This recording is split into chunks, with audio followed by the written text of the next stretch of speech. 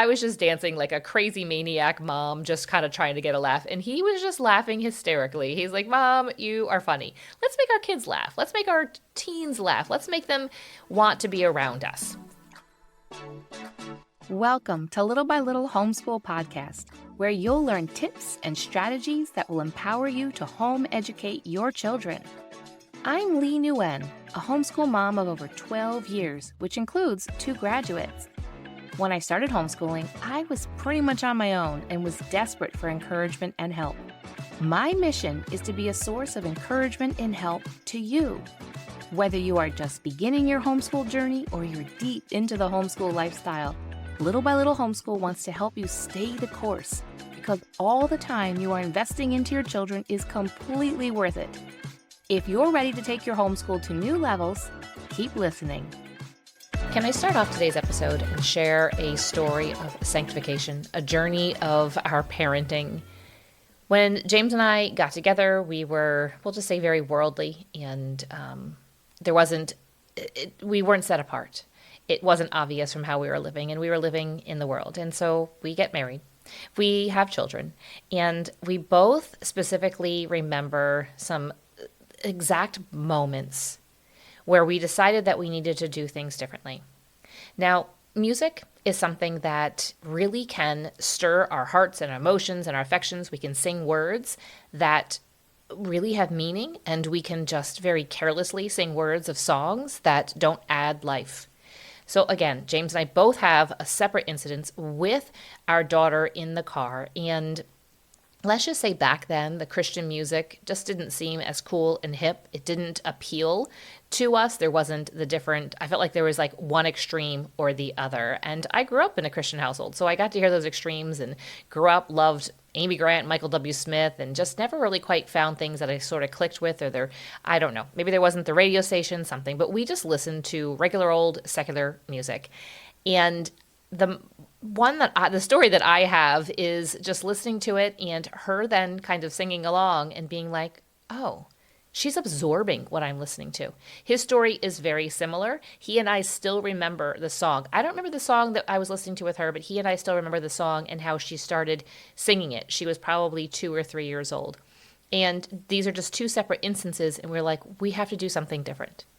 And so we started to listen to Christian music, found some Christian music, and guys, there are so many amazing songs from whatever type of music that you enjoy. Today, I want to share with you a really great resource that has solid biblical teaching, not even just the music. And that's Family Life Radio. Family Life Radio is located in Bath, New York. So those of you in New York, I can almost guarantee no matter where you are, you probably can get one of their stations. You can go to familylife.org to find which station might apply to where you are living. But where I'm living, I can get it. I actually have a couple of different settings on my radio stations that I can hit for depending on where I'm traveling. If I am going and doing errands out a little bit further, I know that I can pick it up a little bit later. But I am able then to play music that's biblical, glorifying God type of music that my kids have enjoyed for many years.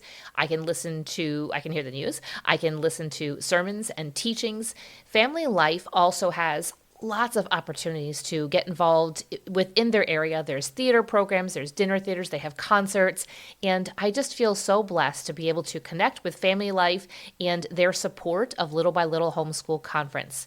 And if you don't live in New York, because I know a lot of you listen far and wide, you can go to familylife.org, and there is a button right there that you can listen to it wherever you are and listen live. And so I want to encourage you to do so. The link is going to be in the show notes, but I want to thank Family Life for supporting Little by Little Homeschool Conference. If you have not gotten your tickets for the conference, you're going to want to head over to littlebylittlehomeschool.com/conference. Let's get into today's episode that I have entitled, Do You Inspire Your Homeschool Children? My schooling taught me that my education ended when I was done with college, and I was so glad and so relieved of that. I was so done and so over with the head knowledge that I would need to have and the growth. And I just figured that's as good as it gets. I'm at the height of everything at the age of 22. Kind of funny and laughable at this point, right? But when I got pregnant with our daughter, I started to be like, oh, I could learn about pregnancy. And of course, we all go and get the what to expect when you're expecting. And that just kind of grew something in me, wanting to know more about pregnancy and the growth of my baby. And that just really captivated me. Once then you have children, you start to think, oh, I would like some input on parenting. And so I started to read more books and started to grow in that area. And it has just gone from there to many other areas of interest that I have had over the years. And that's what I want to talk to you about today is, are your kids seeing something in you that they want to emulate? Now, I eventually did realize that there was a lot more I could learn to life that didn't just have to do with pregnancy and parenting and homeschooling. And I could grow in my knowledge of God and my theology. I could study history and science and all kinds of things. And I eventually realized that I still had a life as a homeschool mom. You do too. You still are a person beyond being a homeschool mom. Yes, it's such a core role that you have right now in life. You'll always be a homeschool mom. You'll always be their mom. But are you inspiring your homeschool children? Are you inspiring them to not just close the books at the end of the homeschool day or at the end of the homeschool year and being like, I'm done with that for now. Thank goodness. Are you inspiring them to a greater way of living? Now, let me say that we don't have to aspire to anything. Jesus has already redeemed us, but we get to do good works and to glorify him in the here and now. And we get to inspire our children to do that as well. The way that you do that is going to be different than the way that I do that. God has wired us with specific personality traits, with gifts, talents, and abilities, and things that we are naturally able to do, things that maybe are hard for us, but we push through and we do those things. I have 3 questions that I want you to consider today. And as you listen to these 3 questions, I would encourage you to write them down and to really think about them. And this is going to look different in different seasons of your life. The season of life that I am in right now is probably quite different than the season of life that you are in right now.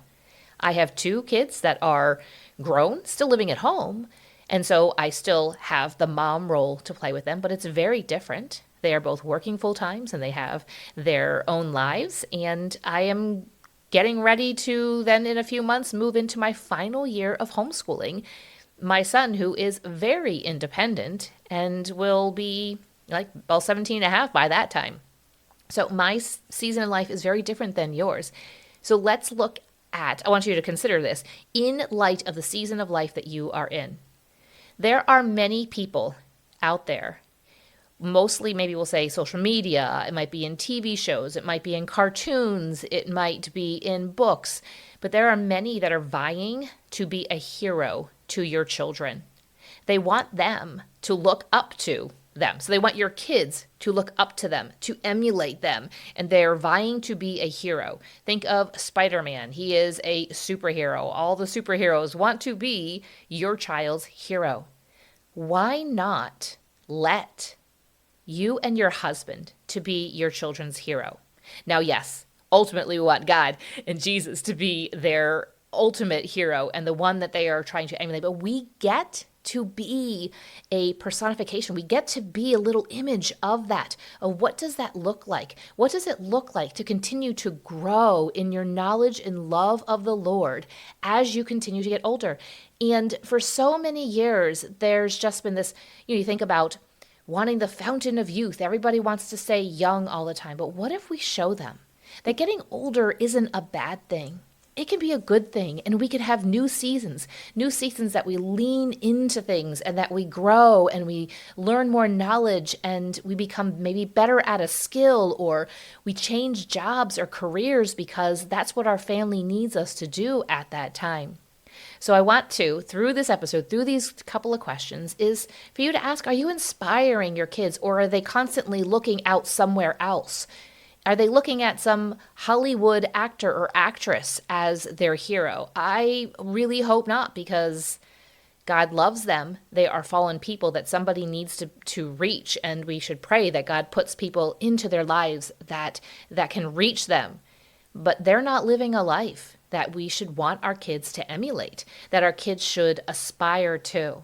So how can you show them a life that they don't feel like they're boxed in? I know a lot of people say, oh, Christians, they live just such a naive life, and homeschoolers especially, right? We live such a sheltered life and we live in our own little world. Well, yeah, sometimes. And if your kids are very young or quite young, I would encourage you to shelter them from a lot that's in the world. And when our kids are younger, they can be like, oh, mom, dad, they're our hero. But as they get older and they get out into the world and they start to see more things, they might be like, oh, they're not really that great. And maybe I don't necessarily want to be like them. Think of the toddlers, the preschoolers. They want to be just like dad, just like mom. And as they get older, we should want them to still want to be like us in let's say in the parameters of that we are working on our growth in our relationship with God. So 3 questions to consider. First one is, are you someone that your kids want to be around? A little while back, probably just a couple of months or so ago, I was talking to my youngest, who's 17, and he said something about his friends wanting to get out of the house or other kids wanting to get out of the house and get away from their parents. And he just thought it was kind of weird. And he said, oh, I like you guys. I'm not trying to get away from you guys. Does that mean that we always get along? Does that mean that he always likes the rules and the parameters and the things that we have had in our family and that we have right now for him? Does he think that it would probably be more fun if we didn't say you have to be home at a certain time, or you don't need to have Life 360 on your phone, you can go do whatever you want? He might think that's more fun, but we have that relationship that he understands that these guardrails are in place for his good. And that helps our kids. When I don't know the statistics off the top of my head, but kids do. They want guardrails. They want somebody to be the bad guy sometimes. And I have said to my kids, if you don't want to go and do this thing, or say you are on a baseball team. I know we've run into this, and all the kids are getting together afterwards or something, and he might be like, oh, I don't know. I'm like, I said, definitely throw me under the bus. Go ahead, run over me, back up over me a couple of times. That's okay with me. You can say, oh, my mom won't let me do that, because you don't really want to get into it with them, and they're not going to understand that you really don't want to go and hang out with them. I was like, you can make me the bad guy. And oftentimes, well, not oftentimes, a few times that has happened, but just really thinking, like, are you someone that your kids want to be around? Are you interesting? Are you fun? Are you engaging? Are you doing things with them that they want to do? Are you taking them along to learn about the things that you want to learn about? Maybe you like to garden, or maybe you like to hike, or you have some type of hobby, whatever it is. Are you taking your kids along and giving them glimpses into your world? And it's okay to be a little weird. It's okay to kind of whatever. The other day, I said something and to, again, my 17-year-old, and I said something, and then it reminded me of the old song, which I mentioned songs earlier, and it just says, are you ready for this? I think, or get ready for this. Now I completely forgot, which is okay. It's good that I forgot the song. And he's like, what? And I was like, oh, do you remember that song? And so I knew there really weren't many words to it. It just is quintessential for that time period. And so I quick found it and played it, and I just started dancing. I think I threw my neck out and my leg out and tore my hamstring. No, I don't know. But I look over and he's recording me, and that's okay. I was like, don't show anybody that. But I was just dancing like a crazy maniac mom, just kind of trying to get a laugh. And he was just laughing hysterically. He's like, Mom, you are funny. Let's make our kids laugh. Let's make our teens laugh. Let's make them want to be around us. Question number 2 is, are you a version of yourself that makes them a better person? Are you a version of yourself that makes them a better person? When they look at you, do they want to copy the things that you're doing? Are you eating healthy? Are you moving and exercising your body well? Are you getting sleep?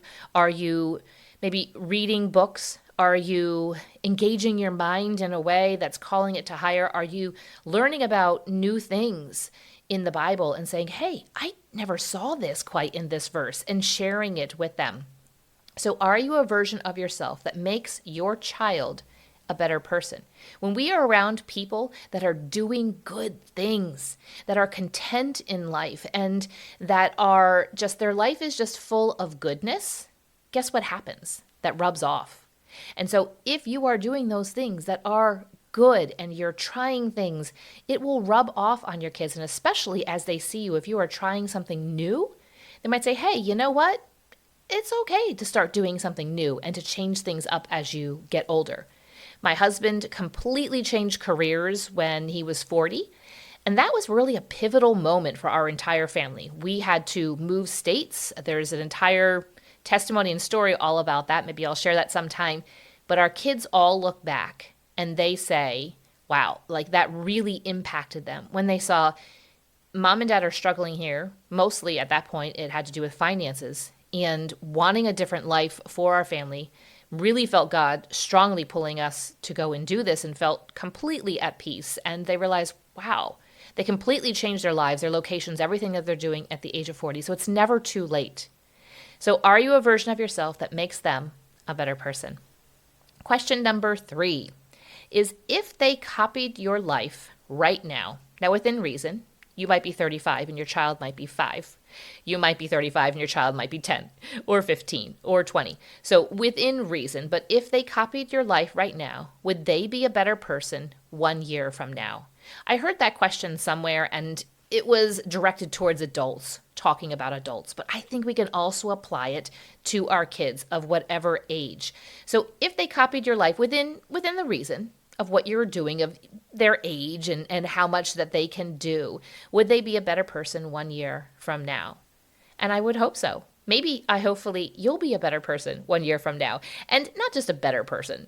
We know we're going to frame this always. Everything is always comes from a biblical worldview. So make sure that you are taking that and translating it through that. I am not a Bible scholar, but that really is where my heart of it is. So let's think about some of the things that maybe you do. You're like, well, if they copy that, if every morning you spend some personal time reading the Bible, doing a Bible study, doing a devotional, maybe listening to a Bible podcast or a sermon series during the day, listening to worship music, teaching them hymns, going to church every Sunday, and volunteering and helping others. If they just copied that, they would be better. They would be in a much better place. And you're actually setting a groundwork, a framework for them that this just becomes normal.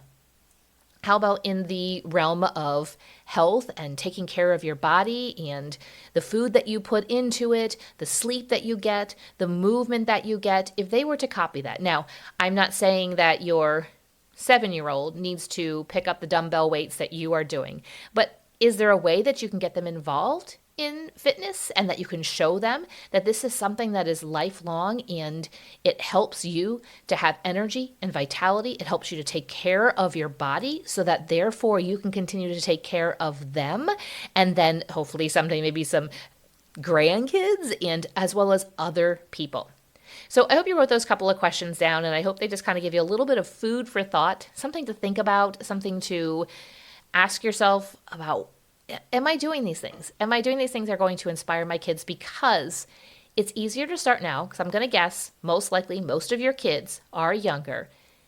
Doesn't mean that if you have older kids that you can't start now. And I felt like for a while I wasn't challenging myself. I wasn't doing things that was going to call them up to something higher until my kids got to be a little bit older. And especially in the past couple of years. I mean, goodness, just starting this podcast and starting little by little homeschool. When I did the conference last year, it was just my 20-year-old who, was he 20 then? Yeah, he had just turned 20. And he had posted on his Instagram stories and I screen recorded it because, stories disappear because I wanted to remember. And he was talking on his stories about like how proud he was of what I was doing. It's going to get me choked up right now. Not to say anything great about me, but we can continue to inspire our kids. It is easier to inspire a 3-year-old or a 5-year-old to maybe do some type of exercise. They see you doing something, jumping jacks and push-ups, and they do their own little rendition of it that's so super cute, and they can't really do it. But when we can continue to inspire them throughout their tween and teen and young adult years, it's so exciting. Let me just take it from me. I promise you. So I hope you wrote those couple questions down. You can work on those and think through those and start to maybe, implement some changes and some adjustments and some really good things to your life. before we close out today's episode and I say goodbye to you just for today because I'll be back again next week, I wanted to remind you that familylife.org is here for you and your family to listen to Christian music, to listen to some good teachings, and to check out all the resources that they have available. You can go to familylife.org. The link will also be in the show notes to see everything that they have to offer and how they can encourage your family right now in this season of life. Thank you for listening, friend. I'd love to connect with you more. You can find social media links in the show notes and share this episode with a friend who could use a boost to her homeschool. See you back here real soon.